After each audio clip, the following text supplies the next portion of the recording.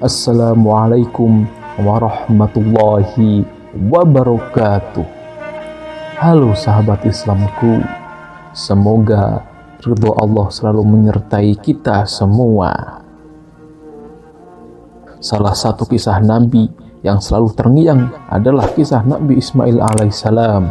Kisahnya yang mengandung pesan mendalam tentang haji dan kurban kerap diceritakan secara turun-temurun. Nabi Ismail merupakan anak dari bapak para nabi, yakni Nabi Ibrahim dan Siti Hajar. Karena kisahnya yang penuh kebijaksanaan, maka sudah seharusnya umat Islam tahu kisah Nabi Ismail secara lengkap. Allah Subhanahu wa Ta'ala berfirman dalam surat Maryam ayat 54. Bismillahirrahmanirrahim. Wadhkur fil kitab Ismail innahu kana shadiqal wa'di wa kana rasulan nabiyya. Shadaqallahul azim.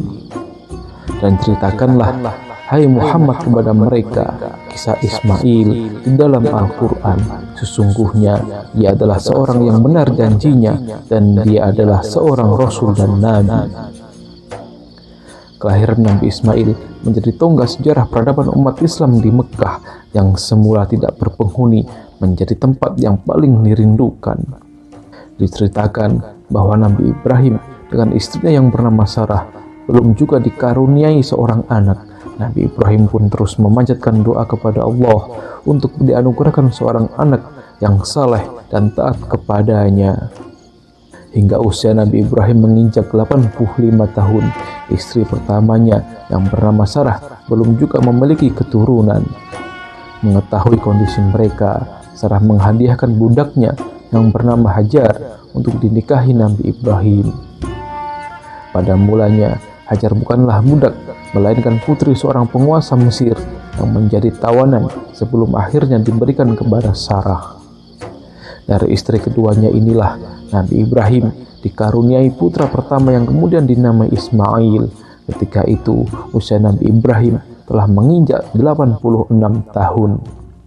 Sejak kelahirannya, Ismail telah diberikan banyak tanda-tanda kenabian oleh Allah Subhanahu wa Ta'ala.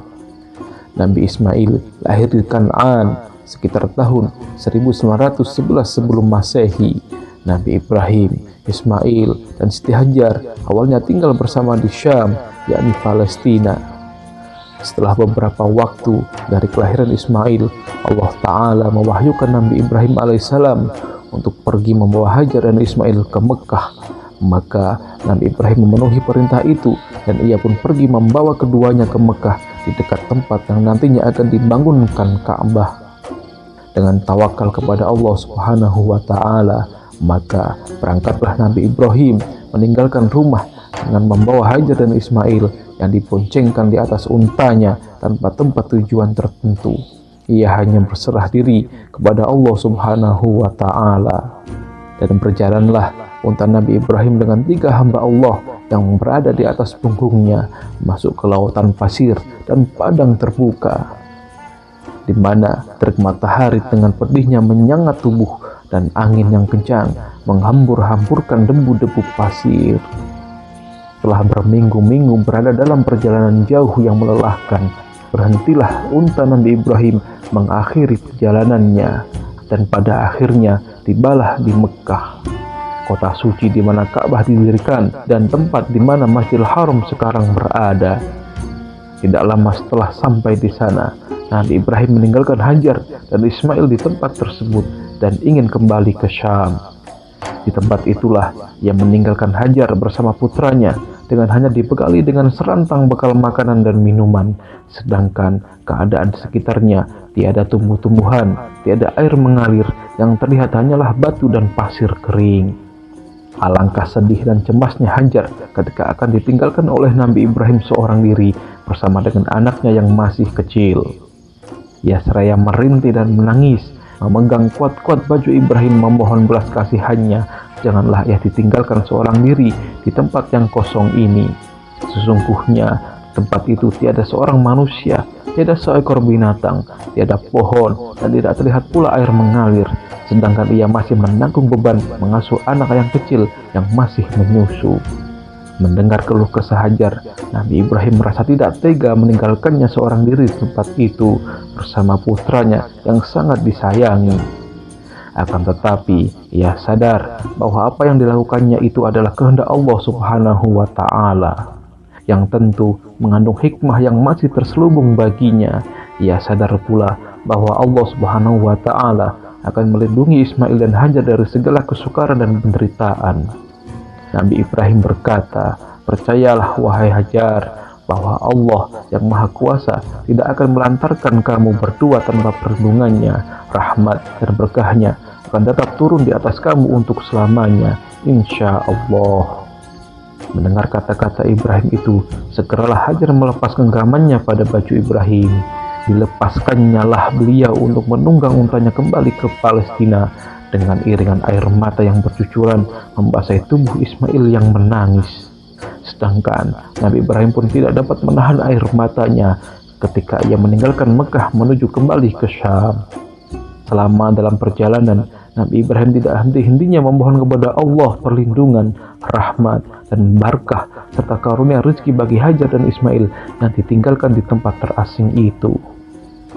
Kemudian Nabi Ibrahim berdoa dalam Al-Quran surat Al-Ibrahim ayat 37.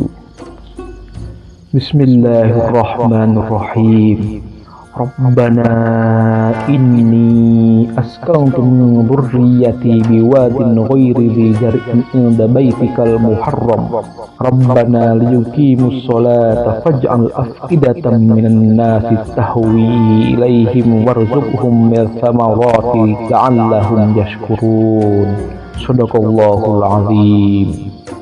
Artinya, wahai Tuhanku, sesungguhnya aku telah tempatkan sebagian keturunanku di dekat rumahmu, yakni Baitullah yang dihormati, di lembah yang sunyi dari tanaman dan manusia, agar mereka mendirikan sholat dan beribadah kepadamu. Jadikanlah hati sebagian manusia cenderung kepada mereka, dan berilah mereka rezeki dari buah-buahan. Mudah-mudahan mereka bersyukur kepadamu. Setelah Nabi Ibrahim pergi, lama-kelamaan persediaan bekal habis dan air susu Siti Hajar mengering akibat dirinya kurang asupan makan dan minum. Begitulah Ismail kecil yang menangis karena merasa lapar dan haus. Kemudian Hajar pun berusaha mencari sumber mata air. Dengan berlari, Siti Hajar mendatangi Bukit Sofa, gunung yang paling dekat dengannya. Namun, di sana ia tidak menemukan air ataupun orang yang dapat dimintai bantuan. Lalu, ia turun dari Bukit Sofa menuju lembah hingga sampailah di bukit kedua yang disebut Marwah. Karena tidak mendapatkan apapun, Siti Hajar kemudian kembali ke Bukit Sofa, lalu kembali lagi ke Bukit Marwah. Hal itu ia lakukan sebanyak 7 kali. Inilah sejarah dari salah satu rukun dalam melaksanakan ibadah umroh dan haji yang disebut sa'i. Tiba-tiba ada yang menyapa Hajar saat ia berada di puncak Bukit Marwah. Ia mendengarkan dengan seksama bahwa seseorang akan menolong Hajar dan anaknya. Ternyata Allah menurunkan malaikat Jibril untuk membuat sumber mata air. Kemudian sambil menangis, Ismail kecil menghentakkan kakinya dan keluarlah air jernih dari tanah yang tandus. Hajar senang sekali hingga bergumam, "Zam, Zam, Zam," yang artinya berkumpul. Allah Subhanahu wa Ta'ala mencatatkan kisah Hajar bolak-balik Bukit Sofa dan Marwah dalam surat Al-Baqarah ayat 158. Bismillahirrahmanirrahim. Inna as-safa wal marwata min sya'airillah. Faman hajjal baita aw i'tamara fala junaha alaihi ay yatawafa bihima. Faman tatawwa'a khairan fa innallaha syakirun alim. Shadaqallahul azim. Yang artinya, sesungguhnya Safa dan Marwah adalah sebagian dari syiar Allah. Maka barang siapa yang beribadah haji ke Baitullah atau berumrah, maka tidak ada dosa baginya mengerjakan sa'i antara keduanya. Dan barang siapa yang mengerjakan suatu kebajikan dengan kerelaan hati, maka sesungguhnya Allah Maha mensyukuri kebaikan lagi Maha mengetahui. Pelan-pelan, Hajar dan Ismail menemukan kehidupan di Mekah berkat air Zam-Zam. Suatu ketika, datang suku Jurhum yang sedang mencari air. Mereka melihat ada burung berputar-putar dan berharap itu tanda adanya sumber air. Mereka menebak-nebak sambil berharap. Dugaan mereka pun benar, dan akhirnya bertemu Hajar serta anaknya. Hajar membuat kesepakatan untuk tidak merebut sumber air tersebut. Kemudian mereka setuju, kemudian hidup bertetangga dengan rukun. Ismail belajar bahasa Arab dari suku Jurhum dan tumbuh menjadi anak yang cerdas, berperilaku baik, sopan, dan taat kepada Allah Subhanahu wa Ta'ala seperti yang ibunya ajarkan. Tahun demi tahun berlalu, Ismail tumbuh dewasa hingga akhirnya bertemu ayahnya kembali, yakni Nabi Ibrahim alaihissalam.